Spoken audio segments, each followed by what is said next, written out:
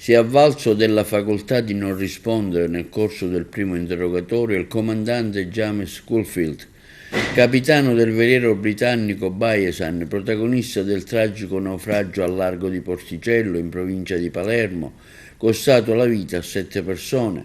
Il capitano ha ricevuto l'avviso di garanzia nelle scorse ore ed è formalmente indagato come atto dovuto per naufragio e omicidio plurimo colposo, e non si esclude che presto possano esservi altri indagati. La procura di Termini Imerese sta valutando la posizione di altri membri dell'equipaggio.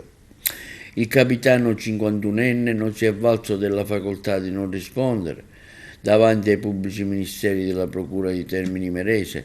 L'interrogatorio è iniziato alle ore 15 ed è terminato dopo che i PM hanno letto i capi di imputazione al comandante della barca a vela affondata lo scorso 19 agosto.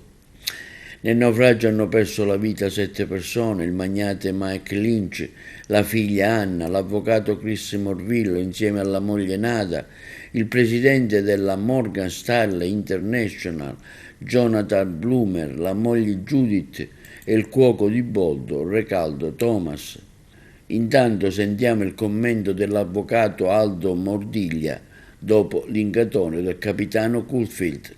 Buonasera avvocato. Avvocato, Si è avvalso? qualche dichiarazione? Allora, brevissimamente quello che possiamo dire è che il comandante si è avvalso della facoltà di non rispondere e che ovviamente ciò è dettato da due fondamentali ragioni. Uno, che come agevole comprendere è davvero provato.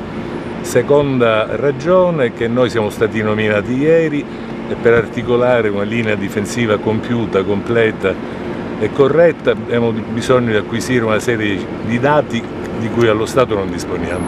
Non possiamo dire altro. Sono previsti altri interrogatori? Vi saluto, grazie e buon lavoro. Scusate, stia attento. Grazie. Avvocato, ci può dire soltanto una cosa? Se ci sono altri indagati, se Non lo so. non sapete se è stato notificato? Occhio di tu. Occhio,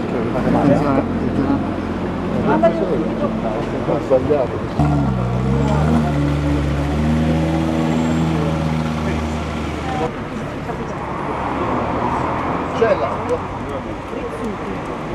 Hai fatto bene, c'è tutto. Ma che fa? Ma che fa? Ma che fa?